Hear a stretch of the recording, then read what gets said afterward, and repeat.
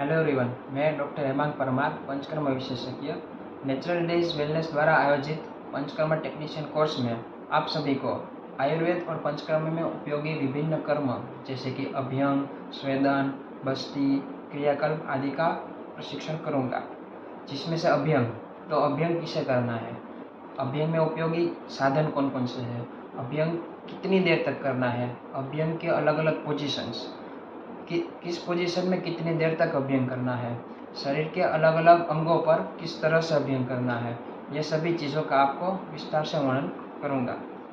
फिर स्वेदन, तो स्वेदन में कौन कौन से साधन उपयोगी है, उसमें जो मॉडिफाइड इक्विपमेंट्स है उसका किस तरह से यूज़ करना है, लोकलाइज स्वेदन जैसे कि नाड़ी स्वेदन, पत्रपिंड स्वेदन, वालुका स्वेदन, मांसपिंड स्वेदन, ये सभी की टेक्निक्स आपको समझाऊंगा।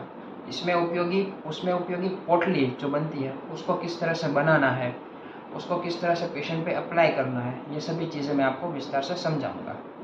फिर बस्ती, तो बस्ती द्रव्य किस तरह से बनाना है, उसमें कौन कौन से इंग्रेडिएंट्स लगेंगे, उसका मात्रा, उसका प्रोपोर्शन कितना है, उसको किस तरह से मिक्स करना है, ये सभी चीज़ें मैं आपको समझाऊंगा। उसकी क्लासिकल मेथड क्या है और जो मॉडिफाइड मेथड्स है वो सभी मैं आपको समझाऊंगा।